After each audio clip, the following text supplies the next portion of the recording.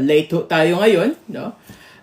We are now starting as well in our live sa ating TikTok. So, everyone, i-share lang ho natin ang ating link, whether you are in Facebook, no, watching in our Kapihan Live page na streaming. Of course, with the San Miguel team natin na San Miguel page natin na Facebook page, and our Kapihan Live in TikTok. Alright, so later on po, after our live, I will upload this sa ating mga YouTube, no? Sa ating pong YouTube channel natin.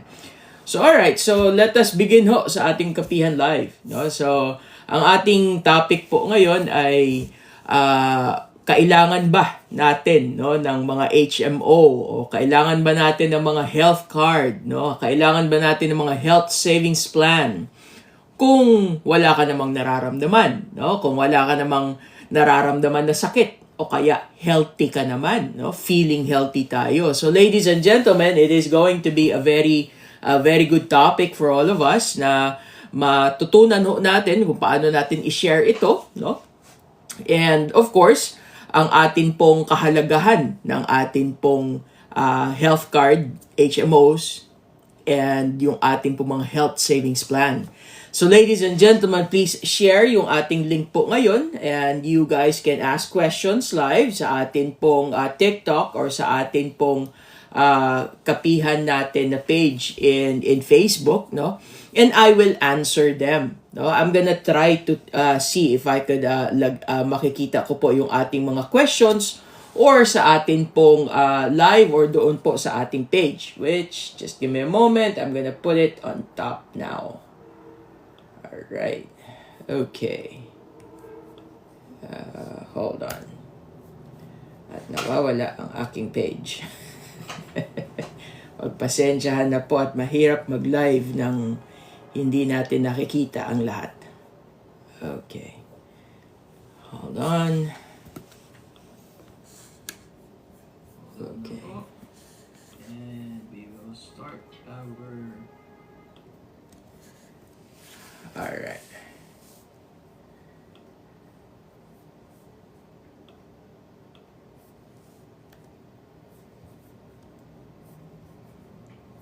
Okay, so I guess I'd be able to see it. I'm gonna move the other one. Hold on. Okay.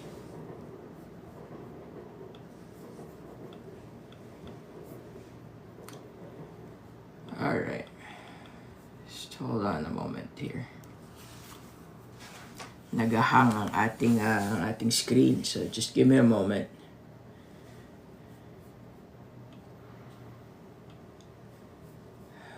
Okay, I guess not.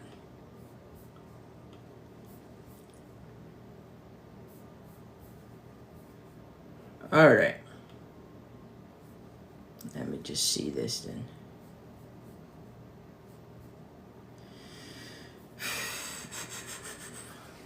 Give me a moment lang po.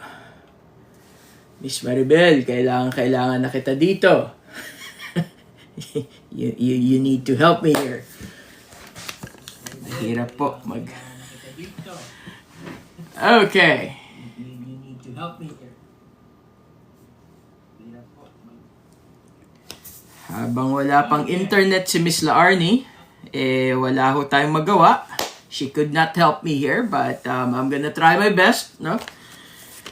Even going on live in both platforms, it's quite hard for me. So, titingnan ko po from time to time yung ating mga comments, no?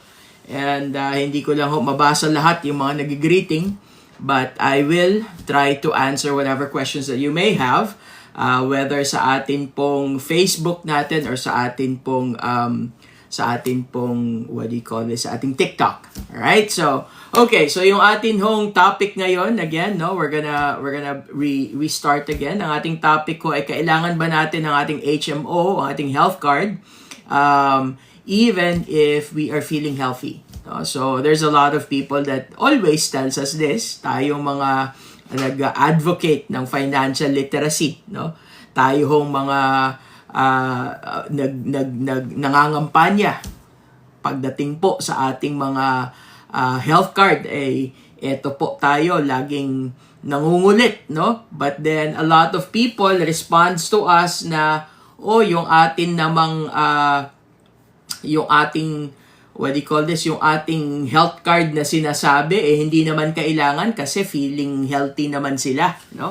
Ang kanilahong mga history ng medical hindi naman daw masyadong kailangan na magkaroon ng health card. So these are a lot of issues, no, na tayong mga nangangampanya sa pagdating po sa financial literacy, pagdating po sa ating yung ating pong pag-manage ng tama sa ating pera, at of course our solutions of healthcare, life insurances, investments, no, ay lagi yung china-challenge ito. So ladies and gentlemen, siguro po it is quite a good topic to talk about this today because there's a lot of talking with regards to PhilHealth na last week po ay ito ay na lumabas sa mga news, no, na hindi daw ito nabigyan ng hindi nabigyan ng pondo o kaya ng budget ang ating PhilHealth. So it is quite good to also touch about this. Although our topic today is not about that, no, ang atin hong topic ay hindi doon, pero kailangan din ho nating i-touch dahil dapat din ho maintindihan din ng karamihan kung anong ibig sabihin yan.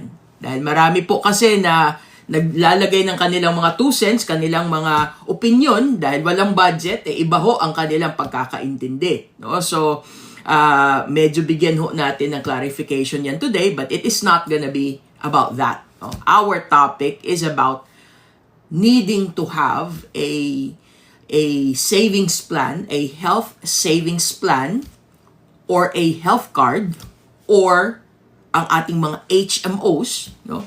Bakit nga ba natin kailangan ito? Kahit ba wala tayong nararamdaman na sakit ngayon.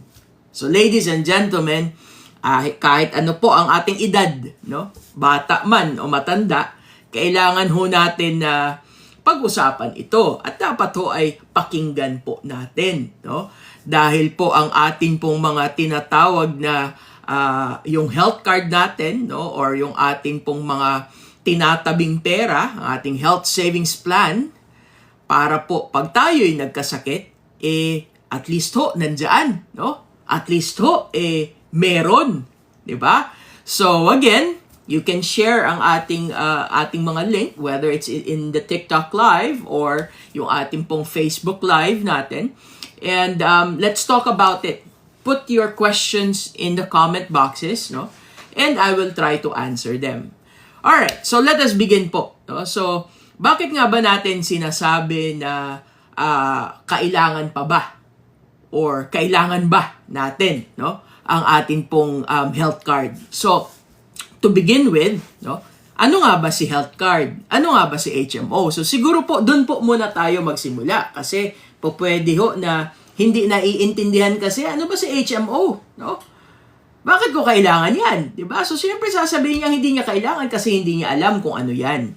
So, si HMO po ay ang ating tinatawag na Health Maintenance Organization, no? Kumbaga po, sa ibang salita, no? Sa Pilipinas po, in the Philippines, we have right now about 25 HMO companies, Health Maintenance Organization companies, that are registered and regulated by Insurance Commission, no? So, ang atin pong tinatawag na mga HMO companies ay ito po yung tinatawag nating mga kumpanya, no? Na bawat isang kumpanya, HMO company na regulated ni Insurance Commission, ay yan po ay meron silang grupo, no? Meron silang kanya-kanyang grupo. Halimbawa po, si HMO Company number 1. Halimbawa lang, no? Hindi na natin lagyan ng pangalan. So, let's just say na si HMO Company number 1 ay meron pong grupo ng mga ospital, grupo ng mga doktor, klinika, laboratorio. Yan po ay isang grupo sila, no? So si HMO number 1 ay ngayon po ay meron siyang grupo ng ospital, doktor, klinika, laboratorio na accredited niya. Ibig sabihin po, kung ikaw ay miyembro ni HMO number 1, for example, wala hong pangalan ha, basta example lang ito, ay pag ikaw ay miyembro niya, bibigyan ka niya ng health card. No? Si health card na yan ay may iba't ibang plans po. Meron po yan, for example, ang pinili mo na plan ay 100,000 pesos kada taon. No? So, ibig sabihin po, ako na si miyembro ni HMO number 1 ay ngayon meron akong 100,000 pesos na pwede kong gamitin sa isang buong taon, no? Pag ako ay halimbawa nagkasakit po ako sa parte ng katawan ko sa tiyan, for example, o parte ng katawan ko na sa ulo, for example, di ba? So, pag ako ho ay nagkasakit, meron akong health card na hawak na makakapunta ako doon sa grupo ni HMO number 1, grupo niya ng ospital, grupo niya ng doktor, grupo niya ng mga klinika, yung ating mga dentista, no? Mga laboratorio, abay, lahat ng grupo niya ay pwede kong puntahan at gagamitin ko yung aking card, no? Ang aking health card.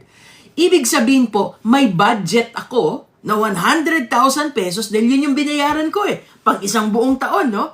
100,000 pesos na pwede kong magamit doon sa 5 parte ng grupo niya, no? So, kung ako ba, no, ang tanong natin ngayon kung ako ba ay healthy, kung ako ba ay mga walang nararamdaman, kailangan ko pa bang bumili ng health card? Yun ho ang pinag-uusapan natin ngayon. Kailangan ko pa bang bumili ng ating health card ng mga HMO? There are 25 HMO companies that's regulated by Insurance Commission every single year. Multiple times in a year, nire-regulate niya yan. So para sa ating po mga pangpubliko, alam natin kung saan tayo mamimili, anong mga kumpanya ang pagpipilian dahil alam natin safe ito. Etong ni-regulate ni Insurance Commission. So ngayon, ang tanong ko, kailangan ko pa bang bumili ng health card na ito? Kung ako ay hindi sakitin. Kasi, di ba, sabi natin, si HMO, si health card na ito, ay pwede kong magamit sa ospital, sa doktor, sa klinika, sa laboratorio, sa mga dentista na accredited ni HMO company. So, ladies and gentlemen, hindi ko pa po iniisa-isa ang ating mga HMO companies, no? You can just go to insurance.gov, no? Insurance.ph na insurance.gov natin. Kung isa-search nyo po is Insurance Commission Philippines. I-search nyo. Lalabas po 'yan, insurance.gov, no? So, anyway, you can look at it. Nandoon po 'yan sa ating sa atin pong under datas, nakalagay po yung regulated entities, and then papasok ka po doon sa HMOs, no? Health Maintenance Organization, at lalabas po yung listahan ng mga regulated na lahat ng HMO companies in the Philippines. Ladies and gentlemen, these are all HMOs, Health Maintenance Organization. What it means po ay, bakit ka nga ba bibili ng card na ito? Doon sa, halimbawa, sa napili mong HMO company. Kasi po, yung grupo ng HMO company ay may kanya-kanya po sila na kontrata, no? For example po, ako ay doktor, lisensyadong doktor na nagpa-practice ako.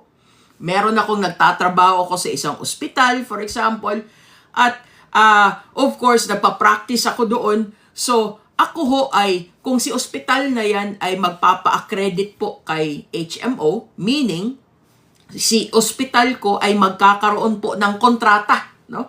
Magkakaroon si kontrata kay HMO company na sasabihin ni HMO company na pag ang aming mga miyembro, yung bumibili ng aming mga health card, ay magpunta sa'yo, dapat eto lang ang inyong susundan na babayaran nila na rates. May rating system po yan doon sa kontrata.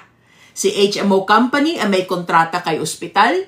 Si HMO company ay may kontrata ngayon sa mga doktor na nagpa-practice doon kay ospital. So kung ako po ay doktor na nagpa-practice doon sa ospital na accredited ni HMO company, magkakaroon din po ako ng kontrata na pag may nagpunta sa aking pasyente, ay hindi ho ako makakapag-charge ng gusto ko kung magkano. Hindi. Kasi may pinirmahan ho ako na kontrata kay HMO company na hanggang dito lang ang aking pwedeng i-charge doon kay pasyente. So, yun po ang ibig sabihin ng kagandahan ng HMO. No? Kung may grupo ka, if you belong in a group and whatever hospital, doctors, clinics, laboratories, dentists, all of them that are in what we call the group of an HMO, what it means po ay tayo ay hindi magbabayad ng sobra-sobra. Tayong publiko na miyembro na may hawak na health card, na HMO health card, is not gonna be paying a lot of money. Why? Because yung pinuntahan nating doktor, yung pinuntahan nating ospital, yung pinuntahan nating mga laboratorio, klinika po, ay ngayon ay tinatanggap nila yung card mo. No? Yung card mo na doon po sila magcha-charge ng napagkasunduan na kung magkano lang ang babayaran ng bawat pasyente pag sila ay nagpunta doon kay doktor, klinika, laboratorio, dentista, no? Ospital. Ladies and gentlemen, yan po ang tinatawag na health maintenance organization. So meron ho tayong about 25 of them, no, in the Philippines that's regulated by Insurance Commission. Kasama na rin po diyan si PhilHealth, no? PhilHealth is also what we call na yan ho ay HMO din, Health Maintenance Organization. Pero ang pagkakaiba po ni PhilHealth, siya ho ay integrated sa lahat ng ospital, lahat ng doktor, lahat ng klinika. No? Integrated po siya. So, ibig sabihin po, lahat po ng Pilipino na miyembro ni PhilHealth, no? Na ikaw ho ay nagpa-member kay PhilHealth, ikaw ho ay may PhilHealth number. Ibig sabihin po, kung pupunta ka sa kahit na anong doktor, kahit sinong doktor, kahit anong ospital, no? Ang mangyayari po niyan, ibibigay mo lang ang PhilHealth number mo. Pagbigay mo ng PhilHealth number mo, ang gagawin po ng billing department, no? Ang gagawin ni billing department, bago ka lumabas, bago ka mag-check out, bago ka umalis ng ospital, kakaltasin na po nila yung babayaran ni PhilHealth.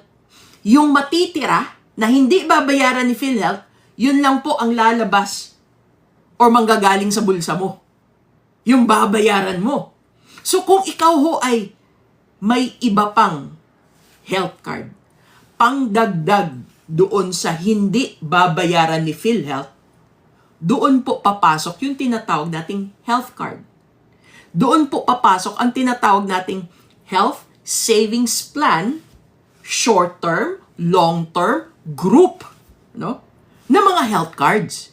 Dahil hindi naman po kasi lahat mababayaran ni PhilHealth. Hindi ho lahat covered ni PhilHealth.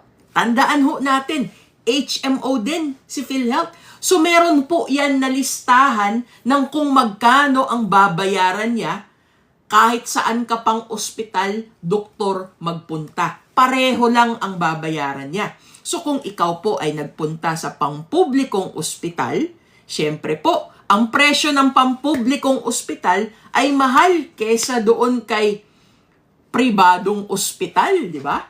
So ibig sabihin po, ang babayaran ni PhilHealth pareho lang kay publikong ospital at kay pribadong ospital.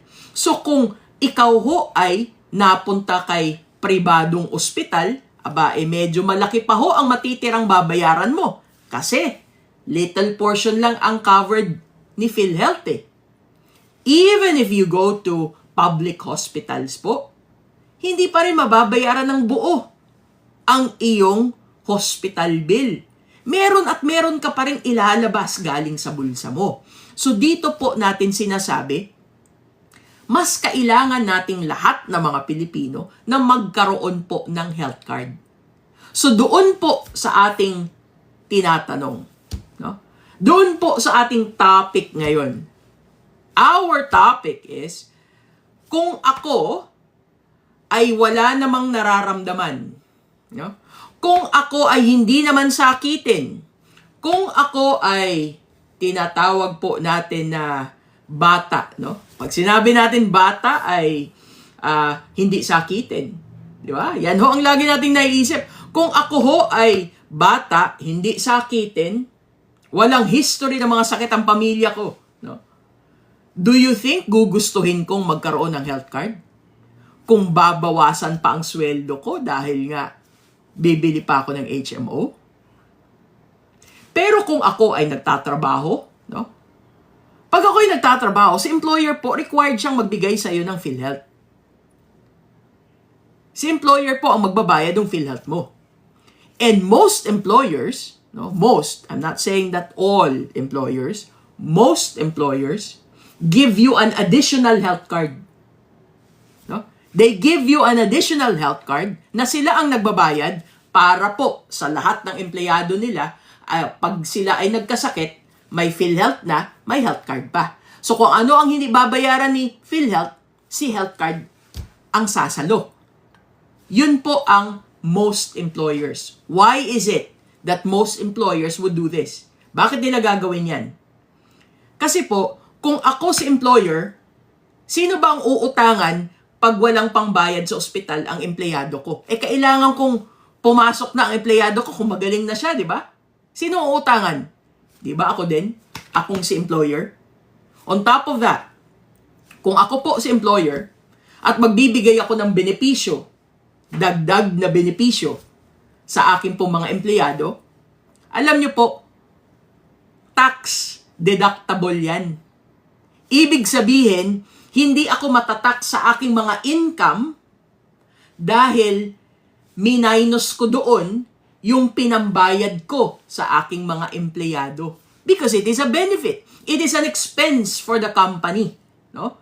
So again, benepisyo po yan kay employer. Kaya most employers would also give the extra health card for the benefit of the employee and for the benefit of the company in terms of taxes. So ladies and gentlemen, kung ikaw ho ay employed at magbibigay ng libreng health card, si employer, syempre may PhilHealth na ako. Meron pa akong ang extra health card. Wala na akong ilalabas sa aking bulsa. Bayad na eh. Meron naman po na si employer na sasabihin niya, sige, bibigyan kita ng HMO na dagdag sa PhilHealth mo, pero hati tayo. No? Kalahati ikaw magbabayad, kalahati ako.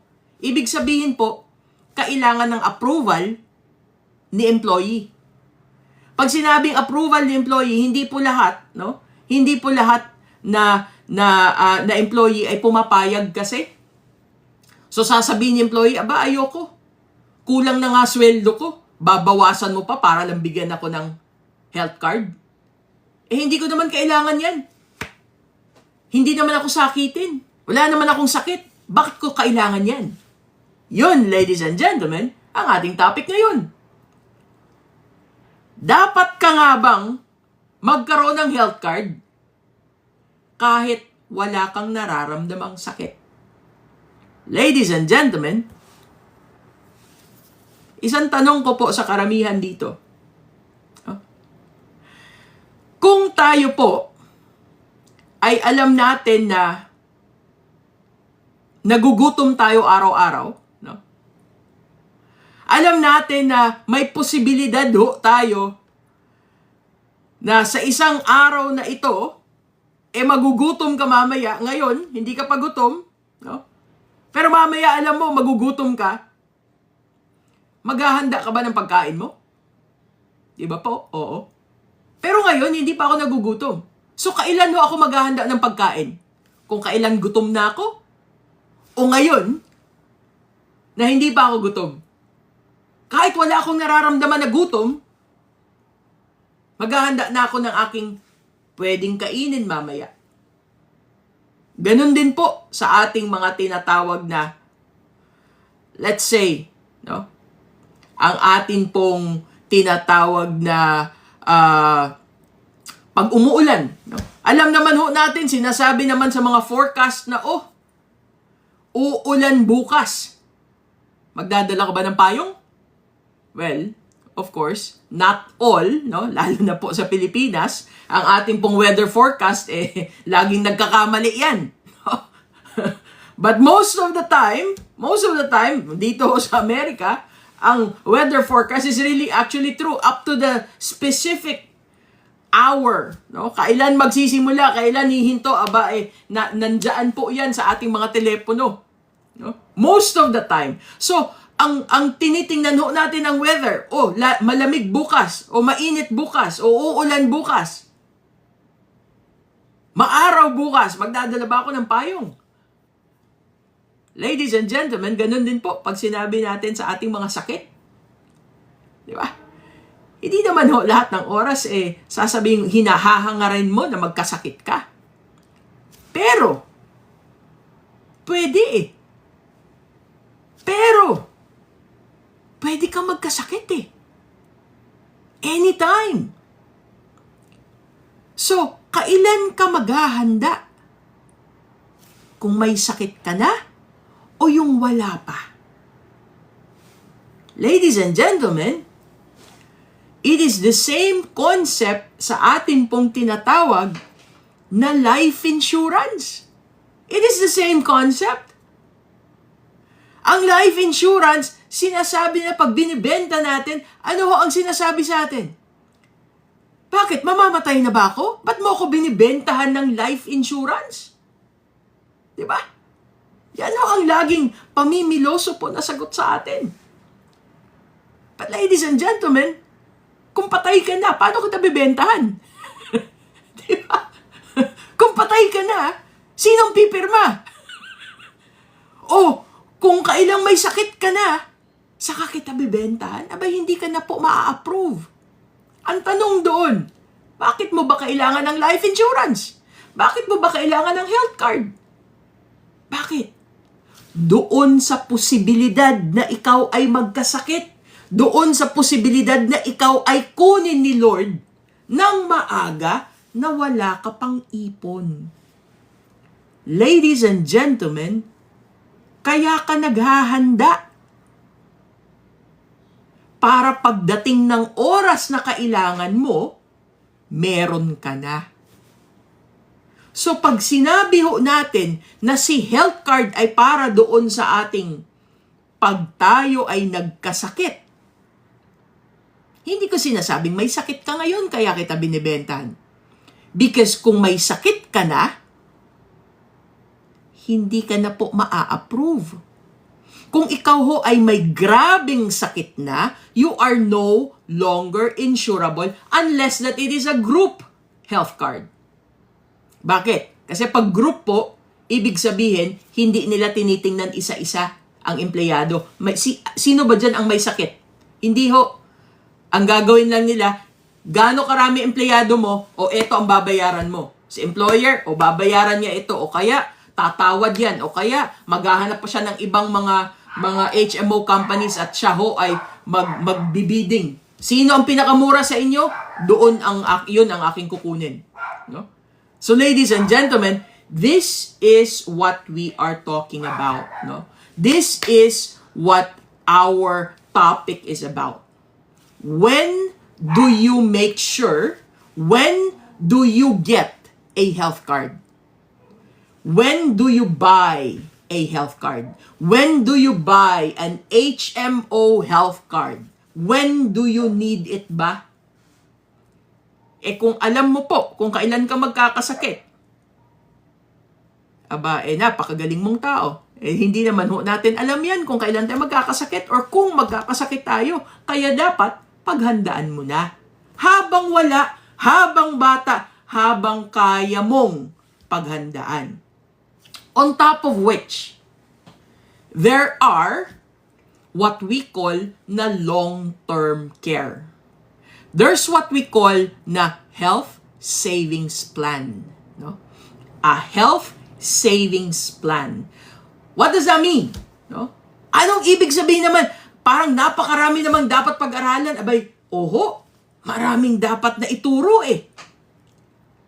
Ang health savings plan po ay para po itong, let's just put it this way. Kung ikaw ho ay gustong magkaroon ng bahay, pero wala ka pong cash, no, na pangbili ng bahay kaagad. Ano ho ang ginagawa mo? Di ba umuutang tayo, mag-i-installment tayo dun sa ating uutangin, no? Para na mabayaran ito, para yung bahay mo ay magawa, no? Ma-construct siya o kaya mabili mo ng installment or mga condominium, di ba? Binibili ho natin ng installment. Bibili ka ng kotse. Wala kang cash. So, ano gagawin mo? Bibili mo ng installment. No? So, ladies and gentlemen, maraming tao magsasabi, bakit ka mag-i-installment? Kasi kumikita ako eh. Hindi ko kayang bayaran ng cash isang beses, isang bagsakan. Hindi ko kaya yun. Pero dahil kumikita ako, pwede kong i-installment. Pwede kong pag-ipunan yan. Habang nagtatrabaho ako, mabibili ko rin yan. Kasi mafu-fully pay ko rin ang kotse, mafu-fully pay ko rin ang bahay, mafu-fully pay ko rin yan. Sinong nakakaalam ng ganyan? Di ba po? Lahat tayo. Alam natin ang ganyang proseso. So ladies and gentlemen, that is what we call planning. No? Hindi mo pa kaagad makukuha ang bahay o hindi mo pa kaagad makukuha ang iyong mga pre-selling na kondo, no? Dahil ginagawa pa lang, pero ini-installment mo na ngayon kasi habang nagtatrabaho ka ngayon, kumikita ka, may parte kang tinatabi, pambayad doon sa kondo, pambayad doon sa bahay, pambayad doon sa lupa, sa kotse, sa kung ano man ang binibili mo, motorsiklo, no? O kaya mag-open ka ng business. Uutang ka muna sa bangko para makuha mo na ang pera, makapagsimula ka na ng business mo. Pero pa konti-konti mong binabayaran si bangko. Di ba? So ladies and gentlemen, what if kung sabihin ko sa'yo, napakamahal magkasakit sa Pilipinas. Napakamahal magkasakit, period. Ospital, doktor, klinika, no? Even dentista, napakamahal po. So ladies and gentlemen, paano kung pwede mo palang pag-ipunan? Paano kung meron palang paraan na tulad ng bahay, tulad ng kotse, tulad ng kung ano-anong binibili kong ini-installment ko, ay pwede rin pala akong magtabi na tinatawag nating health savings plan na pag ako ay nagkasakit, wala pa akong sakit ngayon, pag nagkasakit ako, meron akong huhugutan ng pera. At paano kung meron palang such thing as a long-term care health savings plan na HMO din, na health maintenance organization din. Yes, ladies and gentlemen, there is such a thing. We call it our Kaiser Ultimate Health Builder. Uulitin ko po. In the Philippines, there's only one company that could offer you an HMO long-term care. It is a health savings plan na ikaw mismo, ang nagtatabi ng pera mo sa HMO company na Kaiser. We call it Kaiser Ultimate Health Builder. It is a health savings plan na ikaw ang nagtatabi ng pera mo habang nagtatrabaho ka, habang ikaw ay kumikita, nagtatabi ka. Pwedeng kada buwan, pwedeng quarterly, pwedeng semi-annual, pwedeng kada taon. Sa loob lamang ng 7 taon mo pagtitiisan na magtabi. Sa loob lamang ng 7 taon. And then, iwan mo lang dyan. Hayaan mo lang siyang lumago. Hayaan mo lang siyang kumita ng pondo. Kasi healthy ka pa, di ba? Kasi hindi ka naman nagkakasakit, di ba? So, mas magandang magtabi ka na ngayon. Ladies and gentlemen, what if you have both worlds? Health maintenance organization na siya, and at the same time, health savings plan pa siya. Magkakaroon ka ng kontrata na nire-regulate ni Insurance Commission. Ibig sabihin po, hindi lang yan yung savings mo ang pinag-uusapan natin. May benepisyo ka pang nakukuha dito kay HMO company na si Kaiser para po ito ang ibigay niya sa yung dagdag benepisyo dahil ikaw ay nagtatabi para doon sa kung kailangan mo na. Hindi ngayon, saka, no? Later. Pag kailangan mo na, meron ka. So ladies and gentlemen, this is what we call an option for everyone. It is not required for all of us to save. It is the same as hindi naman lahat ay nire-require natin na dapat ikaw ay mag-savings, no? Na dapat ikaw ay magtabi. Abay, ikaw pa rin magdidesisyon yan. No? Magtabi ng perang kinikita mo kada araw, kada linggo, kada buwan. Abay, hindi naman natin nire-require ikaw. Pero tinuturuan kitang, dapat. No? Ganun din po pagdating sa ating mga health savings plan. It is recommended. It is the number 1 recommendation that we tell all of our clients. Make sure na magtabi ka. Make sure unahin mo ito. Make sure bata ka, matanda ka, hanggat insurable ka, kumuha ka. Wala kang pera, sobra-sobra pera mo, gaano ka pa kayaman, dapat meron ka. Bakit? Kung may pera ka ba, hindi mo na kailangan ng HMO? Kung ako ay may Uber, daming pera, bakit ako magbabayad ng mahal? Kung pwede naman ako magbayad ng mura. Bakit? Sa tingin mo ba ang mga mayayaman hindi bumibili sa sale? Bumibili din po yan sa sale. So, ganun din po sa ating tinatawag na health card, HMOs, health savings plan. Ladies and gentlemen, we need to start right now. Kumikita ka, di ba? Healthy ka, di ba? Ikaw ang mas lalong dapat kumuha ngayon kasi maa-approve ka. Pag may sakit ka na, hindi ka na maa-approve. Ladies and gentlemen, the company Kaiser International in the Philippines actually offer an HMO long-term care. It is for every Filipinos. Whether you live in the Philippines or not live in the Philippines yet, dahil ikaw ay nagtatrabaho sa ibang bansa, mas lalong dapat meron ka.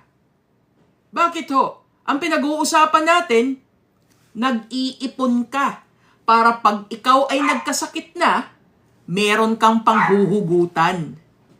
Ulitin ko po, kahit wala ka sa Pilipinas, ikaw ay nagtatrabaho sa iba't ibang bansa, no? Mas lalong dapat meron ka. Mas lalong dapat na simulan mo ngayon. Dahil po, ikaw ay nasa ibang bansa, ibig sabihin hindi mo gagamitin. Ibig sabihin, lalago mo na ng lalago ang pera. Ang pondo na tinatabi mo, lalago po muna. No? Pagpasensya na po at ang ingay ng aking aso, I apologize for that. Wala akong magawa doon. Nagagalit sa kapitbahay ko. No? But, ladies and gentlemen, we are here to educate everyone. Why is it that we need health cards? Why is it that we need ang ating HMO health card? Para hindi tayo magbayad ng mahal pag tayo ay nagkasakit. Yan ho ang tinatawag na ating kakailanganan pag tayo po ay pumasok sa ospital. Dahil hindi lahat ay babayaran ni PhilHealth. Hindi lahat ay kayang bayaran ni PhilHealth ang iyong pangangailangan sa ospital, doktor, klinika, laboratorio. Hindi ho lahat. May specific lamang na rates na babayaran si PhilHealth. So again, we go back doon sa ano nga ba ang kayang bayaran ni PhilHealth? No? Doon muna tayo. Ano nga ba ang kayang bayaran ni PhilHealth? So dito na po papasok yung chismis last week. No? Dito na po papasok yung issue natin last week. Na lumabas na po sa ating mga news, lumabas na po sa ating pong mga online, no? Sa mga even the videos talking about PhilHealth na hindi nagkaroon ng budget galing kay gobyerno. Alright. So, let's put it in a way na madali ho nating maintindihan. No? Si PhilHealth po ay programa yan ni gobyerno. No? Si PhilHealth po ay programa ni gobyerno na ginawa po mismo si PhilHealth na pupondohan ng gobyerno si PhilHealth kada taon na gumagawa sila ng budget, no? May portion na pumupunta kay PhilHealth. Right? Tayong mga Pilipino ay magpapamiyembro kay PhilHealth. Tayo ay nagbabayad ng ating subscription kay PhilHealth, no? Kada taon, from the start na mag-enroll tayo, no? Until our age na 60 years old, tayo po ay nagbabayad ng ating parte, ating annual natin, no? Na premium natin nagbabayad tayo kay PhilHealth. Kung hindi ikaw ang nagbabayad, si employer mo ang nagbabayad. Kahit po ang ating mga kasambahay natin, yung employer po nila, ikaw ang dapat magbayad ng PhilHealth ng atin pong mga kasambahay, no? So, ibig sabihin po, lahat tayo mga Pilipino ay dapat miyembro ni PhilHealth. Lahat tayong Pilipino ay dapat nagko-contribute kay PhilHealth. So, isa din po doon na nagko-contribute sa kanya, syempre, si gobyerno. Binibigyan siya ng pondo. Di ba? Kada taon yan, binibigyan din siya ng budget para sa kanya. So, ladies and gentlemen, I just want to correct a lot of people, especially a lot of our partners in IMG, no? I see a lot of us na nagpo-post po ng negative comments about our PhilHealth, no? Dahil wala daw budget next year. Mali po yan, okay? I am not saying that I agree with what the government decided. Siyempre, hindi na ho natin hawak yan. Kung ano man po ang desisyon ng ating gobyerno, hindi po natin hawak yan. Pero lahat ng desisyon nila, may rason. Diba? Lahat naman po tayo. Lahat ng desisyon na ginagawa natin, may rason po kung bakit yan ang ating desisyon. So pagdating po sa desisyon ng ating mga gobyerno, siyempre po, hindi natin kayang ibahin yan. No? Wala tayong magagawa dyan. Hindi natin kontrolado yan eh. Kaya nga po tayo may eleksyon, di ba? Tayo ang naghahalal ng mga taong ilalagay mo sa upuan para sila ang magdesisyon sa atin pong pagdating sa ating mga dapat pagdesisyonan sa ating gobyerno. Di ba? So ladies and gentlemen, for the next year, what the government decided ay hindi nila lalagyan ng budget si PhilHealth. Pero nandiyan pa rin si PhilHealth. Hindi ho nawala si PhilHealth. Hindi lang ho magko-contribute si gobyerno next year. Pero may rason po sila. Ang rason nila ay may malaking reserba na pera si PhilHealth na hindi na bibigyan ng budget next year si PhilHealth kasi sobrang laki na ng kanyang reserbang pera na panggastos sa 2025. So ladies and gentlemen, we do not condemn PhilHealth. We do not condemn our government. Why? Tayo ho ang naghalal sa kanila para umupo, di ba?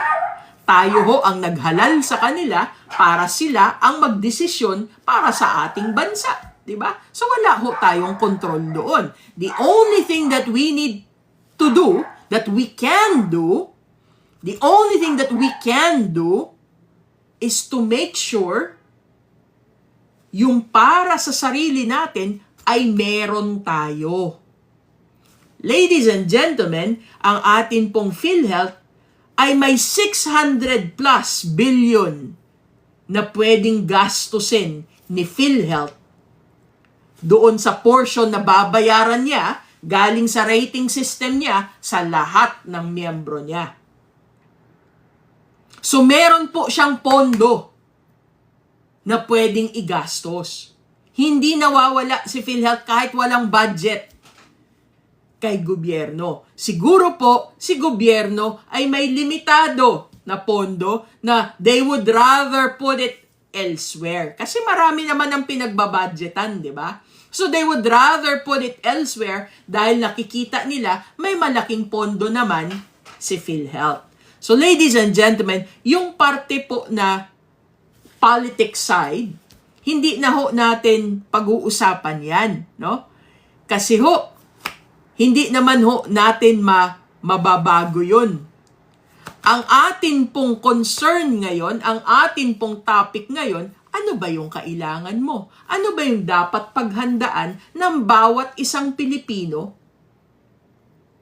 Kahit saang parte ka pa ng mundo, Pilipino ka pa rin, may posibilidad ka pa rin umuwi or mag-retire sa Pilipinas na dapat mong paghandaan ngayon. Ladies and gentlemen, ang tingnan mo yung sarili mo. Ano nga ba ang meron ako? May ipon na ba ako? Sumisweldo ako, di ba? Kumikita ako? Nagtatabi ba ako? Nagpapalago ba ako ng aking tinabi galing sa sweldo ko? Meron na ba akong health card? Dahil pag nagkasakit ako, kulang si PhilHealth? Dapat may health card ako dahil hindi lahat ng oras puno ang laman ng bulsa ko. Kung may health card ako, may pangdagdag ako kay PhilHealth. Pag bigla akong kinuha ni Lord, wala pa akong ipon, may life insurance ba ako para mabayaran pa rin lahat ng aking inakong responsibilidad? Nabawasan ko na ba lahat ng utang ko? Nabayaran ko na ba lahat ang aking mga gastusin? No? Na yung mga utang ko na napakalaki ang aking mga interest. Nabawasan ko na ba? Aba kung hindi pa, bawasan ko na muna. May emergency fund na ba ako? Na pag may bigla ang gastusin, aba ang nasa isip ko, okay lang yan, ipangungutang ko yan. Aba hindi ho, utang ang pinag-uusapan dito. Ang pinag-uusapan po dito, yung sarili mong itinabi mo, na hindi mo iisipin, o mangungutang ako kay kumare, mangungutang ako kay kumpare, mangungutang ako kay kapitbahay, kay kapatid, kay magulang, kay anak. Hindi ho. Bakit? Meron akong itinabi. Meron akong emergency fund. Ladies and gentlemen, these are the things that we should be talking about. All of you, financial educators, all of you from insurances, abay wag niyo hong ipagdiinan, ilagay sa social media na si PhilHealth walang pondo next year. Si PhilHealth wala na. Abay hindi po yan. PhilHealth is still there. May budget, hindi lang po siya dinagdagan ng budget galing kay gobyerno. Pero meron siyang reserba. Whether I agree on it or not, we're not talking about that. I have my opinions on it, but I don't have to show it in social media. Why? Because I am in marketing. I am in social media to educate people. I am in social media to educate about how to manage my own money that I share to others. How to manage your own money. I am in social media to inform people of what we should be doing ourselves. Kasi yun, kaya nating kontrolin. Si gobyerno, hindi mo kayang kontrolin. The only time that you can control si gobyerno ay doon sa araw na pwede kang bumoto. Kung sino ang ipapaupo mo na siya ang magdidesisyon para sa'yo. So ladies and gentlemen, today, what I am encouraging everyone, be positive and support your government. Whatever decisions that they make, sila ang nakaupo eh. Suportahan mo na lang na yung mga taong nasa paligid mo ay maintindihan nila kung ano ang ginawa ni gobyerno. But at the same time, para maintindihan lang nila na hindi sumama ang loob nila sa mali na pagkakaintindi. Pero po, meron siyang magagawa eh. Yung kaya niya sa sarili niya.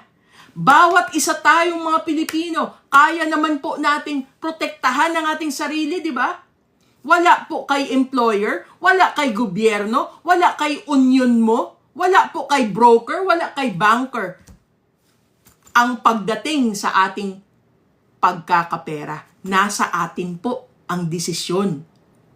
Ikaw ang kumikita, ikaw ang nagtatrabaho, ikaw ang magtatabi ng pera mo, ikaw ang magpapalago ng pera mo. That is the reason that everybody should educate themselves. Hindi puro chismis. Minsan mali pa ho ang ating chinichismis. Ladies and gentlemen, use the social media the right way. If you don't agree with your government, then educate yourself. If you don't agree with your employer, then educate yourself. How? By making sure na i-manage mo ng tama ang perang natatanggap mo. Dahil if you educate yourself on how to grow your own money, at may binigay si gobyernong tulong sa'yo, may binigay si employer na tulong sa'yo, salamat, may binigay ka. Pero hindi yan lang ang aking aasahan kasi may sarili ako na sinigurado kong tinabi ko para pag nangailangan ako, meron ako. Ladies and gentlemen, education, financial literacy is for everyone. You just need to do it. Kailangan lang po nating gawin. Kaya po si International Marketing Group is here to campaign for you, every single one of us, to understand paano mo hahawakan ng tama ang ating perang kinikita araw-araw, linggo-linggo, buwan-buwan. Tayo, ikaw ang kumikita, ikaw ang naghihirap para kitain ang perang yan. Abay, pag-aralan mo po, anong gagawin mo pag dumating na sa palad mo? Yun ang dapat mong pag-aralan. At pag may natanggap tayong ekstrang benepisyo galing kay employer, kay gobyerno, sa atin pong mga union natin, sa atin pong mga broker natin, sa atin pong mga bangko natin, abay salamat, no? Tama pala ang naging desisyon ko na ako ay nagtrabaho sa'yo, na ikaw ay hinalal ko, na sa'yo ako naglagay ng pera ko, na ikaw ang ginamit kong broker ko. Why? Kasi pinakita mo, kasabay ko, pinagtrabaho mo ang pera ko at kumita ito. Binigyan mo ako ng benepisyo. But I don't just rely on you. I rely on myself first because I plan for myself. I educate myself. So ladies and gentlemen, ito po ang ating tinatawag na personal money management. You need to educate yourself. You need financial literacy, and that's why At the end of the day, all Filipinos need international marketing group. All of us. We educate everyone. On top of that, may dagdag pa ho tayo na ma-share sa inyo. Ladies and gentlemen, meron ho tayong tinatawag na party list. Okay? Meron ho tayong tinatawag na party list. Kung tayo ho ay naghahalal ng mga tao sa nauupo na maging presidente, senador, mayor, lahat po yan ay hinahalal natin. Meron din po tayo na hinahalal na party list. No? Ang party list po ay hindi lang po dekorasyon sa ating balota. Dapat ho intindihin ninyo, para saan ang party list na yan? Ang party list po ay yan ho yung kumbaga grupo na pupondohan ng gobyerno na hindi si gobyerno ang magde-decide. Si tao, si Pilipino na naghalal kay party list. So automatic magkakaroon ng pondo pag siya ang nahalal. So pagdating po sa ating balota, kung ano yung pinaniniwalaan mo na makakabuti sa buong Pilipinas, yun po ang dapat na ihalal mo. So, ladies and gentlemen, dahil ang pinag-uusapan ho natin ngayon ay healthcare, I wanted to show everyone that there is such thing na healthcare party list. Kung ang ating po na concern is our healthcare, di ba po, magandang magkaroon ng healthcare party list? That is number 152. Uulitin ko. Number 152, Heal PH party list.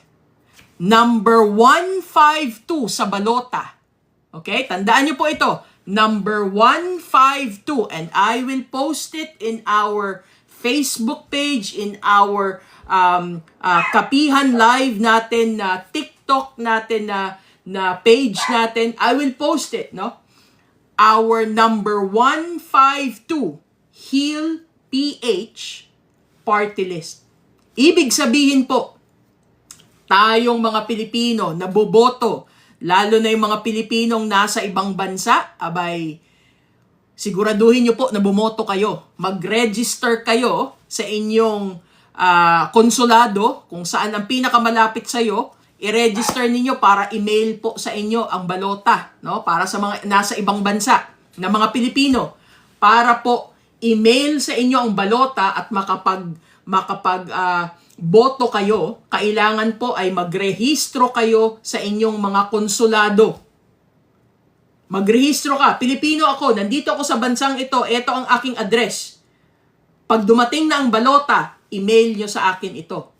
That's why ikaw ho ay pupunta doon kay konsulado at nandoon na rin po yan. Nandoon na ang envelope, no? Para email nila sa iyo ang inyong tinatawag na balota. So ngayon pa lang, gawin na ho natin yan. Anywhere you are in the world, all Filipinos, kahit ho ikaw ay naging citizen na sa ibang bansa, ikaw ho ay magrehistro na mag-dual citizen ka para pwede kang bumoto sa atin. Ladies and gentlemen, I encourage everyone, bumoto po tayo. Lalong-lalo na sa ating pong kalagayan ngayon sa Pilipinas. No matter what, you are still a Filipino. You are a Filipino first before you became a citizen of another country. Therefore, you have all the right to become a dual citizen, no? At ikaw ho ay bumoto. At siguraduhin niyo po na huwag niyong kakalimutan, number 152 of our Heal PH party list. Ano ang ibig sabihin nito? Ladies and gentlemen, I will show the video sa atin pong what do you call this, sa atin pong dito sa Facebook, no? So just give me a moment. I will show this. Just hold on. Just hold on.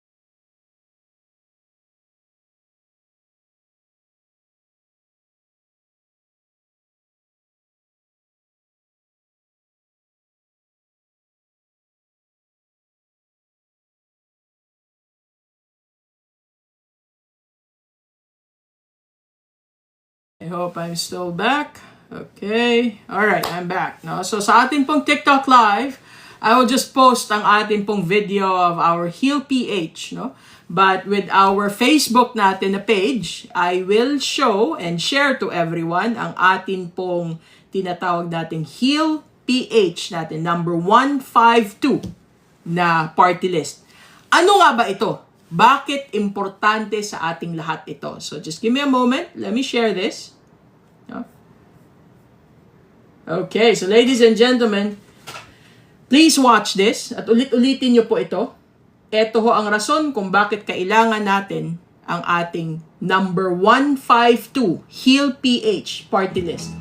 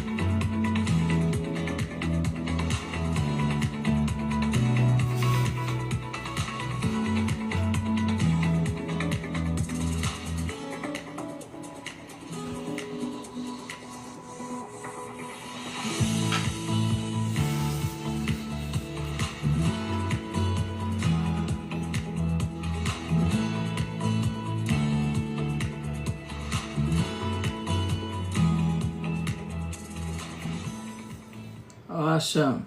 All right.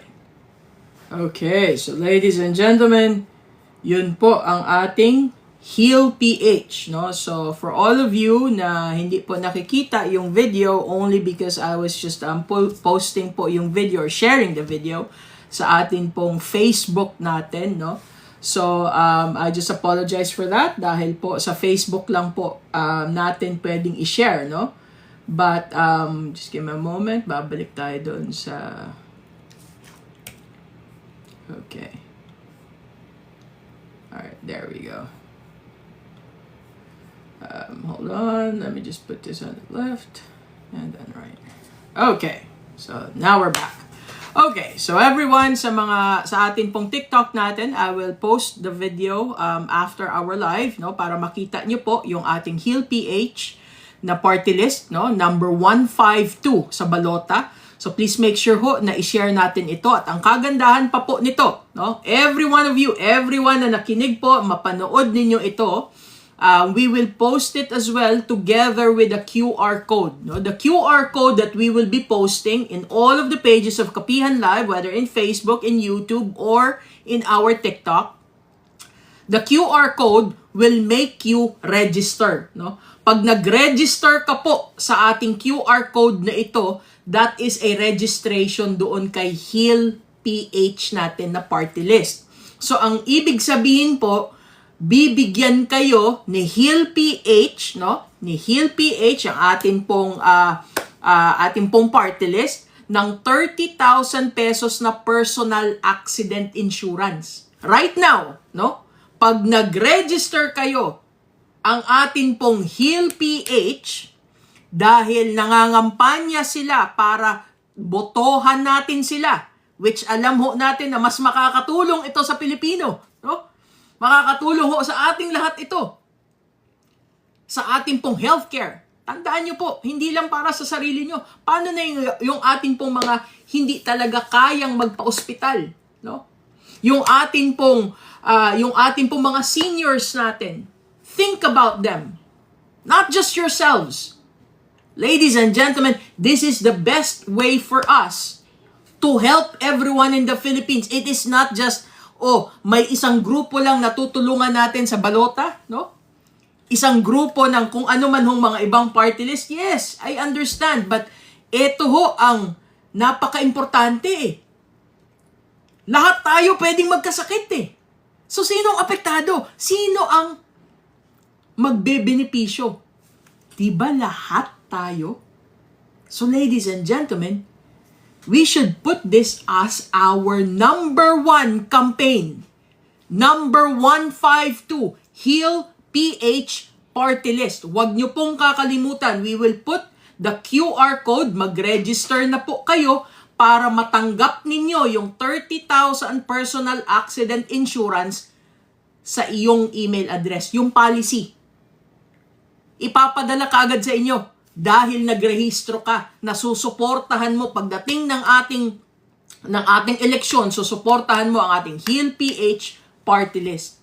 And ladies and gentlemen, at the same time, no, I will also add another QR code para po sa lahat ng gustong matuto sa pangpinansyal. Ang ating pangangampanya ukol sa pagkakapera. Paano mo hahawakan ng tama? Paano mo pag-aaralan ito? From International Marketing Group po ang ating campaign natin. To campaign and protect. We will also post in our Facebook page, in our YouTube, and in our TikTok page ang ating QR code for you to have an additional 20,000 pesos personal accident insurance. All you have to do, mag-register kayo dyan. So, dalawa po na QR code, no? Ipo-post natin yan. And at the same time po, yung nagpadala ng link sa inyo ng atin pong Kapihan Live ngayon, yung nagpadala or nagtuturo sa inyo ng about IMG, pangangampanya ni IMG, siya po mismo ang kausapin mo, no? Siya po mismo ang kausapin mo, mag-sit down ka sa kanya dahil siya po mismo ang magbibigay sa iyo ng personal na QR code para sa pangangampanya natin ukol sa pagkakapera with IMG. So ladies and gentlemen, please make sure to know about everything. Please make sure to understand how to manage your own money. Please make sure to understand, no, the value of having a healthcare.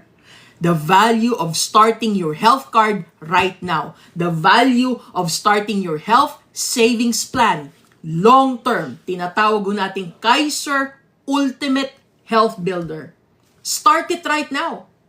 Alam niyo po, pag ikaw ay medyo binigyan pa ng mas magandang blessing at ikaw ho ay insurable pa, yung ating Kaiser Ultimate Health Builder na plan, may kasama pa hong bonus yan na term life insurance. May bonus pa ho yan. Pero hindi lahat ay naa-approve. Kaya habang bata ka, habang wala kang sakit, simulan mo nang mag-apply ngayon. Magtabi ka na ng pondo. Kada sweldo, kada buwan, magtabi ka na diyan sa iyong health savings plan. And only one company in the Philippines offer long-term care. That is Kaiser International. Kaiser Ultimate Health Builder Plan. the person who sent you this link, the person that you know from international marketing group, sit down with them. They will show you the benefits. They will show you how to begin, how to start ang atin pong long-term care. Ladies and gentlemen, I cannot stress it enough. We need to prepare, we need to secure our healthcare. We need to make sure na kahit po ang ating bansa ay kailangan nating tulungan. Kahit ikaw ho ay hindi na nakatira sa ating bansang kinagisnan mo, dapat ho, bumoto pa rin tayo sa sumunod na eleksyon. Do not forget, number 152. Number 152, Heal PH Party List. Para po sa ating healthcare. Para po gumanda ang ating mga pampublikong ospital. Lahat ho ng Pilipino ay magkaroon ng libreng health card. That is our number 152, Heal PH Party List. Hindi ho tayo nangangampanya ng kung sinong mga gobyerno na uupo, no? Ang pinag-uusapan ho natin dito, yung benepisyo ng bawat isang Pilipino na kailangan ho natin ng libreng health card. Marami po sa atin ang, gusto kong mag-migrate sa Canada, gusto kong mag-migrate sa Europe. Bakit? Kasi libre ang kanilang medical doon. Paano po kung si Pilipinas pwede palang gawin yun? Anong gagawin mo? Number 152 sa balota. Heal PH Party List. Wag ho natin kalimutan yan. Alright, so maraming salamat po sa ating mga lahat ng nag-join ngayon, no? We just wanted to encourage everyone to really understand and campaign for our healthcare system, for our understanding of our health card, ang ating mga HMOs in the Philippines, understanding on what we actually need. And sana po ay tuloy-tuloy ninyong i-share ang atin pong link ngayon, no? I will upload also in YouTube ang kabuuan po ng ating episode today, no, sa ating Kapihan Live, and of course in our TikTok I will do a short clip as well, and you can still watch yung replay po ng ating Kapihan Live ngayon. Alright, so maraming salamat po sa lahat, and I'll see you guys back here again next week. I don't see naman mga messages or questions sa atin pong dito sa live natin in Facebook, and also mga greetings, no? And I thank you everyone, and also yung mga nagpadala ng stars, maraming salamat po. It supports our page, no? So maraming salamat po, and continue to share yung atin pong link natin and the replay. All right? So thank you everyone. I'll see you guys back here again next week, no? It is almost our Christmas, no? So we will have a good episode next week, ang ating pong Christmas episode natin, no? Of course, we will still do ang ating pong crumbs natin, no, on actually Christmas Day to greet everyone, lalo na po ang ating mga OFWs natin na hindi po nakakauwi, no? But we will have that as well. But at the same time, in next week po yung ating Christmas natin in Kapihan. So I am hoping na yung ating mga ibang leaders will join me, no, sa ating pong Kapihan na Christmas episode natin. And let's see if Miss Kate would be available next week. I'm calling you out right now, Miss Kate. Siguro panahon na para bumalik ka na, no? Alright, so maraming salamat po. God bless everyone, and thank you for sharing ating Kapihan Live. Alright, hold on. Okay. Okay, so thank you everyone. God bless po.